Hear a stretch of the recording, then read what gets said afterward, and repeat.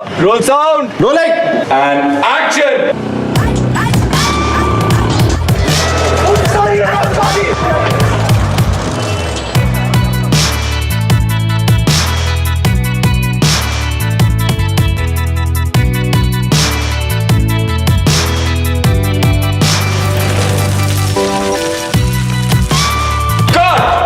Those who fall in love, they are people who are on the fringe of society. And those who manage to protect their love and nurture their love and fight for their love are rebels. So we then worked out this story where two people who fall in love fight for their love. रामज़ादे नहीं, इशकज़ादे। अब जब दो लोग प्यार करते हैं और ऐसा प्यार करते हैं जैसे पागलों की तरह प्यार करते हैं तो उसे कॉम्प्लीमेंट की तरह बोलेंगे कि इशकज़ादे। इशकज़ादे as a word does not exist. And that is the beauty of it. Script तैयार हो चुकी थी, हम लोग शूट पे जाने की तैयारी कर रहे थे, म्यूजिक बनने लगा था, तब तक हमारे हाथ में ऐसा टाइटल नहीं था जिससे हम बहुत ही एक्साइटेड हों। I was hired to do one song and which was supposed to be the sort of मुजरा item number और उसको लिखते लिखते उसके कई ड्राफ्ट्स में जैम करते हुए हबीब सर का ब्रीफ लेते हुए I came upon this word इशकज़ादे which was kind of my take on what these characters are. हरामज़ादे ना हो गए, इशकज़ादे हो गए, वो लफ्ज़ मेरे दिमाग में अटक गया। He picked up that word and he made it the title of the film. फटाक से मैंने फिर आदित्य चोपड़ा जो प्रोड्यूसर हैं फिल्म के, उनसे शेयर किया ये आइडिया, उनको भी बहुत अच्छा लगा। तो फिर कौसर को मैंने पकड़ा और कहा कि ये झल्ला वल्ला को साइड में रखते हैं, पहले हम एक कोई लाइन फिगर आउट करते हैं इशकज़ादे को लेके। इशकज़ादे हैं जितने फसानों में, मिलते हैं कहाँ अब जहानों में।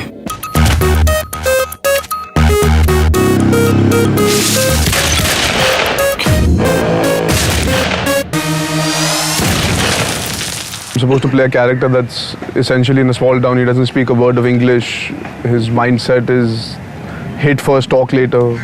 Parma and me are very different from each other. This is me talking, this is the way I am, Arjun. But Parma, if he was doing the same thing, he would be sitting, क्या है? हाँ ठीक है, तो क्या हो गया? He was just, physically he was completely different from me to begin with. We did a workshop, Habib sir got me onto a workshop with a teacher called Debu, who was very, very important in me finding Parma, because he just opened me up completely to realize that there is more to me than just the way I talk, is the way I behave, the way I use my hands, the way I walk in the film, the way I use my eyes. And then of course Habib sir, being Habib sir, was still not sold, and then he put me through Kalari Paitu. Luckily Habib sir had written it pretty much the way he wanted it to be spoken, so I just had to make sure I get myself involved in the readings and random discussions about what this boy would do, what he would wear.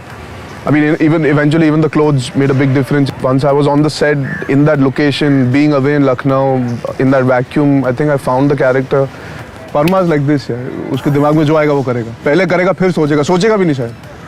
वो उसने कभी सही गलत तो उसके thought में आता ही नहीं, और उसको लगता है जो वो कर रहा है वो सही है, बिकॉज किसी ने उसे रोका भी नहीं होगा शायद, सब उसे डरते हैं क्योंकि है पागल, मतलब हंसते हंसते कुछ भी कर सकता है, गुस्सा भी होता है उसमें भी हंस देगा, हंसते हंसते गुस्सा भी हो जाएगा, वो कूद भी जाएगा, झूल भी लेगा, बाइक पर चढ़ भी जाएगा, ये भी कर लेगा, वो भी कर लेगा, मारपीट भी करता है.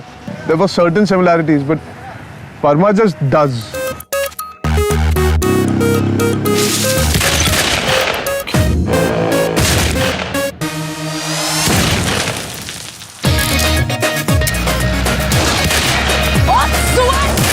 आर्ट्स एंड क्राफ्ट हॉबी है आपकी? जी 8 साल पहले थी. अब मेरी हॉबी शिकार करना. Parinidhi and Zoya are very, very, very different. I think apart from our ages, nothing else matches. Zoya is ferocious.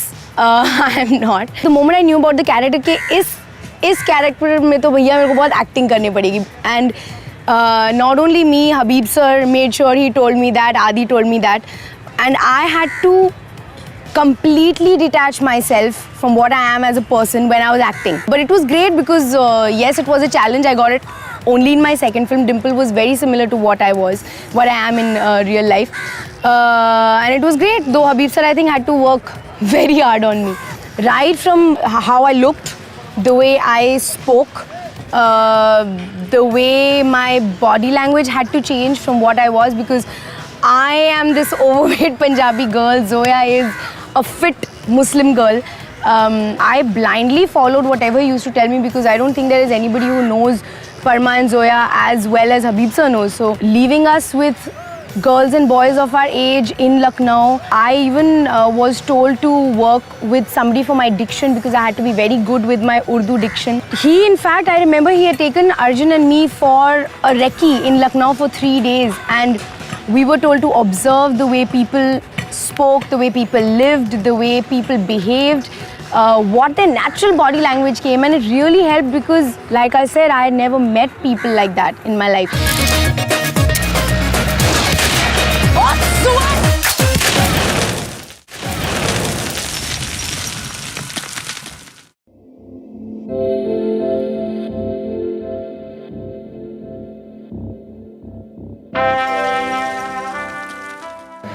वो एक शहर में रहते हैं जिसका नाम है Almore. It's a fictitious town. ऐसा कोई शहर है नहीं मेरी जानकारी में हिंदुस्तान में. और हमने सोचा कि इसको एक फिक्टिशियस टाउन बनाएं इसलिए ताकि it will have a universal appeal.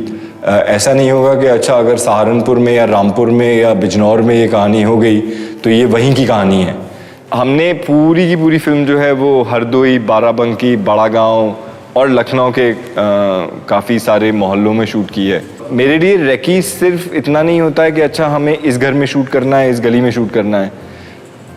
उस रेकी के दौरान इतने सारे लोग मिलते हैं, उनकी बातें सुनने को मिलती है, उसमें पता ही चलता है कि अच्छा आपके प्रोटेक्टेड जोन में के बाहर ये हो रहा है, ऐसे सोच रहे हैं लोग. It was beautiful to look at, but to shoot over there was very difficult. Because there were days where I think the crowd was out of control. We were shooting at a bus stand in Hardoi, जहाँ पे 20,000 लोग बस आके खड़े हो गए थे. उनको ये नहीं, I don't think they had any interest की shooting कौन कर रहा है. They just wanted to see ये हो क्या रहा है. It was just very intriguing to see people there who were just looking into the camera and trying to see कि ये हो क्या रहा है. And they don't even have a theatre in Hardoi. Shooting in Lucknow, shooting in Hardoi, shooting in Barabanki was like hostel for me. Because from the hotel we would go to set, come back, sleep, go to set again, come back, sleep. It was a very disciplined shoot because I actually felt like I was living in Almore. There was no luxury, there was no family, there were no friends. Along with all that chaos, there came a lot of positive energy that came along because people just, the local crew working over there with us, the local people helping us out, they just were so supportive, so encouraging, and by any means possible we used to always get what we wanted. Our shoot used to always go to plan, everything used to happen the way it was supposed to happen. 50% of the time the crowd was very helpful, but 50% of the time I'm glad they made all of us feel like superstars.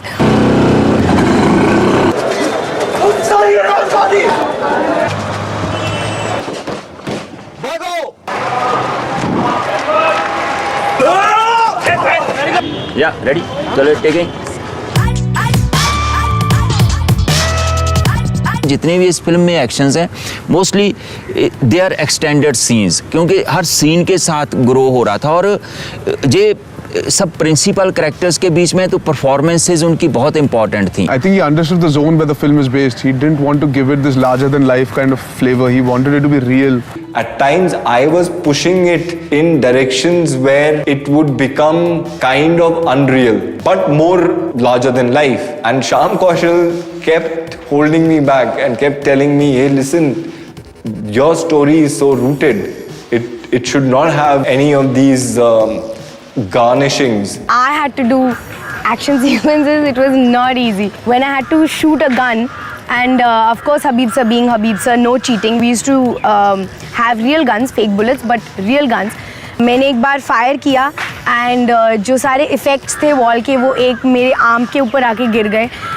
And I had gunpowder all over my arm. I was crying, I was in pain. In a couple of places I had started bleeding, and that made you realize, oh shit, you're part of something really serious. And the real aggression that happens in these small town fights and the hand to hand, and it's not so much about people flying in the air and the filmy kind of action. It's very rugged, real, raw. So when a slap is hit, it is felt. It was the first time I saw how they show blood in films. It's not like there are 1,000 kicks and 1,000 punches happening. So that way he really found the perfect zone and he pitched the action bang on for the flavor of the film. Action जब भी हो रहा है तो it was not है कि हमने कुछ चीज़ें रोक दी तभी एक्शन हो रहा है, लेकिन जो क्योंकि स्टोरी उनकी इमोशंस के साथ, परफॉर्मेंसेस के साथ जा रही है। What we shot is it was all real. So even my injuries are real. Me getting hurt is real. Obviously there were days where things got a little difficult because I hurt myself. I was not 100% with the bike to begin with, so it took me time. Habib sir also was equally involved in the action, and I think they both just gelled really well. They had a great synergy going. There's an action sequence in the film that now exists, which is a proper sequence. But on paper, Habib sir had actually written it as just about 3 lines. That the boy gets caught by 2 goons, he hits them and he runs. And now when you see that sequence, it's the whole bus stand action sequence, which actually took us 2 days to shoot. So from it being written to it being conceptualized to it actually be reaching Hardoi and executing it, I think it just changed dramatically, and it changed for the better because it just adds so much more value to the character of Parma. On paper it was just this much, and I think when you see it in the film, it's opened up and become something else. कमीना, कुत्ता, bloody full, हरामजादा, साला, suwar. Ishaqzaade is a story about these 2 animals, a boy animal and a girl animal, and they hate each other. हमारे हाथ में हमेशा गोली होती है, हम तो गोलियां चला देते हैं एक दूसरे से कि जान से मार दें। सडनली उनकी लाइफ में कुछ ऐसा होता है दोनों के बीच में कि इश्क का ट्रिगर हो जाता है। यार ये तो वो लड़का है जिसने आज तक मेरे से तमीज से बात नहीं की, और वही आदमी मुझे आज अच्छा कैसे लग रहा है।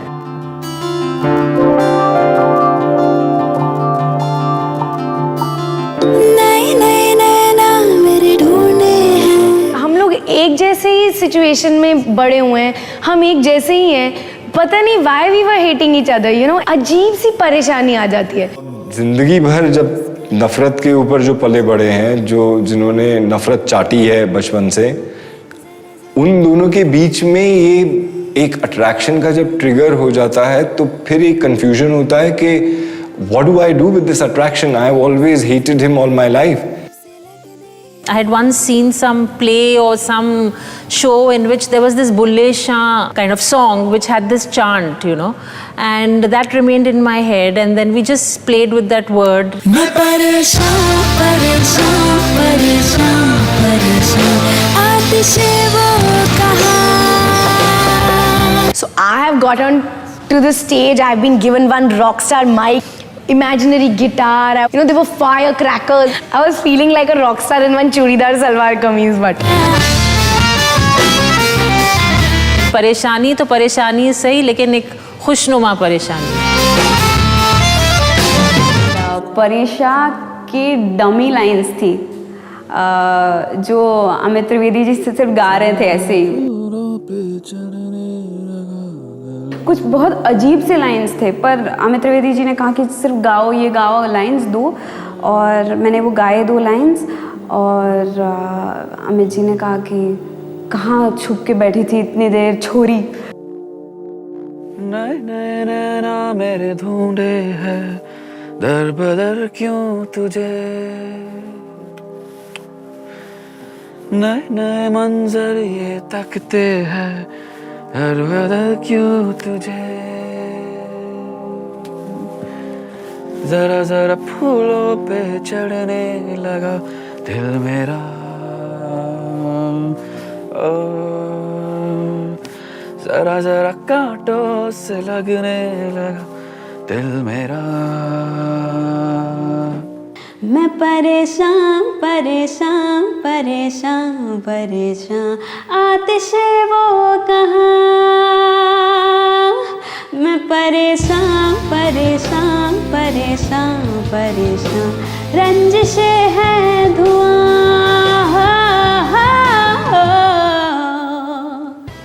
Musically, it's like a rock balladish with bits of harmonium solos on a rock backdrop. It's a rock song. तो अब ऐसे में ये लड़का लड़की जिनको प्यार हो गया है वो एक दूसरे से मिलेंगे कैसे? अब बाइक पे बैठेगी तो जाहिर है बॉडीली थोड़ा करीब हो जाएगी, तो वो उसको कहाँ से पकड़े, कमर से पकड़े, शोल्डर से पकड़े, ये अपने आप में एक पहली जो जर्नी होती है towards the person that you love. परेशानी है लेकिन मीठी परेशानी है, तो instead of looking for a different word उसको इसी लफ्ज में बयां कर दिया जाए। एंड ये भी दिखाना है कि इस लड़की के माइंड में ये सडन शिफ्ट क्या आया। आप परेशान हो, why is this happening to me? It's a beautiful feeling. The feeling of falling in love. मैं परेशान परेशान परेशान परेशान। Basically, confusion about a girl who is not supposed to fall in love with this boy but has fallen in love.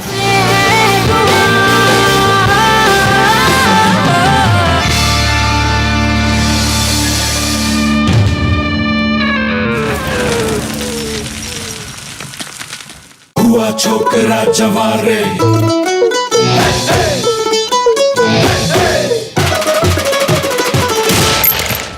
यार छोकरा जब मैंने पहली बार सुना था ना, मैं कंफ्यूज हो गया था कि ये गाना ए शूट कैसे करेंगे, भी ये अमित ने बनाया कैसे। हुआ छोकरा जवारे जवारे जवारे। Parma, which is Arjun's character, he is always desperately trying to prove to his grandfather that he is also capable of doing something. उसको celebrate करने के लिए इस बात को कि Arjun's character has also done something which has brought a change in him from being an irresponsible kid to a grown-up man. Habib sir says they are like dialogues almost, not like lyrics, but I beg to differ. I think they work superbly as lyrics. It has a musical tone to it. Chokra Jawan was another very challenging song for me because it borders down to an item song, actually speaking, but it's not exactly that. Amit Trivedi had worked out the tune for the song and I just twisted around my dialogue to fit it into meter so that it sounds like a song.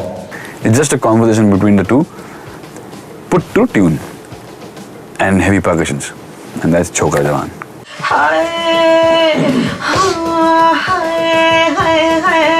मेरे मुन्ना बात सुनना, ये जवानी नहीं कोई खिलौना, पहले जाओ सीख के आओ, प्यासे नैनों के प्यास तो बुझाना, तभी तो होगा हुआ छोकरा मुआ जवारे, मुआ छोकरा जवारे। कभा की कुछ नहीं सच बात जो बयां की, दहाड़ है दहाड़ है जवां की, कम दहाड़ है। फिर तू तो अपने यारों में कभा की कुछ नहीं सच बात जो बयां की, दहाड़ है जवां की, मर्दान की मस्तान की। And I am very pleased with that whole idea about using the main character of your film as the item maker. That for me was like my true test. It was almost like there was another audition कि okay अच्छा ये अगर नहीं कर पाएगा तो फिर इसे गाना नहीं देंगे, ये बैठे रहेगा और लड़की को नचवा लेंगे. So when I came to know Chinni ji and Rekha ji are doing the film, I was very excited because they've always been known for their scale. They've been known about कि यार hero आगे नाच रहा है तो पीछे 500 dancer नाच रहे हैं और 0 डिग्रीज में गंजी के साथ नाचना और फिर बियर बॉटल्स के साथ गीला होना और फिर उसके बाद नाचना और मजा करना और मस्ती करना. That in itself is a turbulent journey. हुआ छोकरा जवारे, हुआ छोकरा जवारे, जवारे।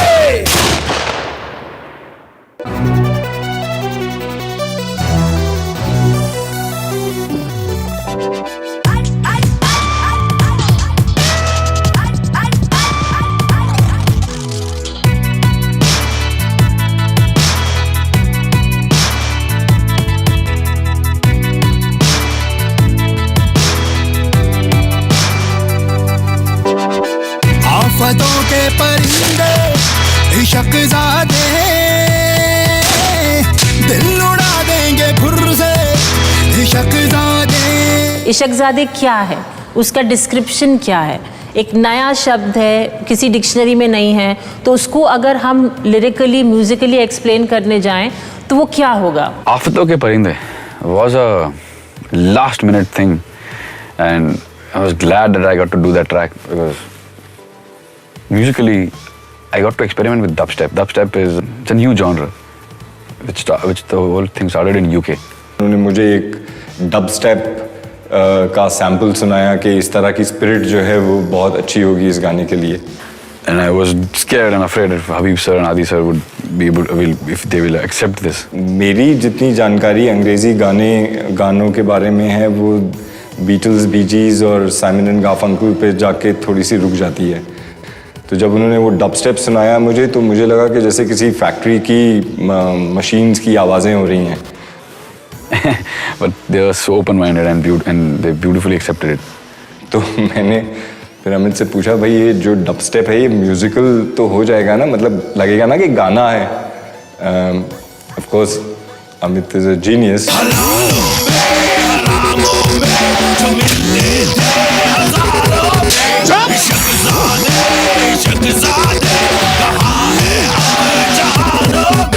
The song needed that somehow that grunginess, that